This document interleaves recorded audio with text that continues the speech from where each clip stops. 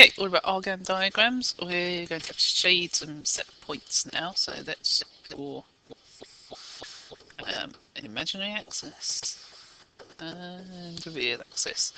Right, what we got to draw? We've got to draw two things. So z is a complex number and the modulus of z is less than 2.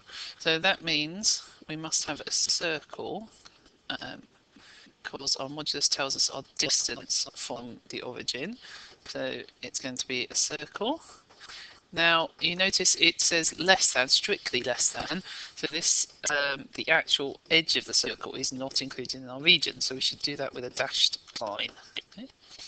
Let's mark on. Don't forget to make sure it's -2 on the negative part of the axis. Right, that's part one. The second bit now, we're looking at the arguments. The argument is between 0 and k. So the first thing is going to be a little bit hard to do, but arg of 0 is the positive real axis. And then k. Well, k, it says here, is somewhere between pi over 2 and pi. So remember, we go anti-clockwise from the positive real axis. So that would be pi over 2, and over here would be pi. K is somewhere between those numbers, so we just need to do a half line starting at the origin. It's somewhere between those numbers. And this time it says equals 2, so it is a solid line. We want to shade the points that fulfill both of those, so it's got to be less than 2, so inside the circle, and in between these two half lines. So we're just going to shade in there. You don't have to go mad, you just have to make it clear which region you're shading.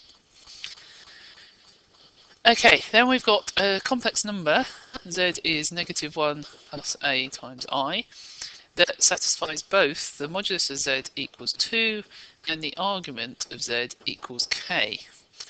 Now that means, on our diagram, remember k is between pi over 2 and pi, we know that this part of the complex number z is -1, the real part, and we know its modulus is 2, so it must have a real part of -1, and to have a modulus of 2, that must mean it lies on the edge of the circle we've drawn. We also say the argument of z is k, which means actually it must, the line where k is, must go through that point. So I've got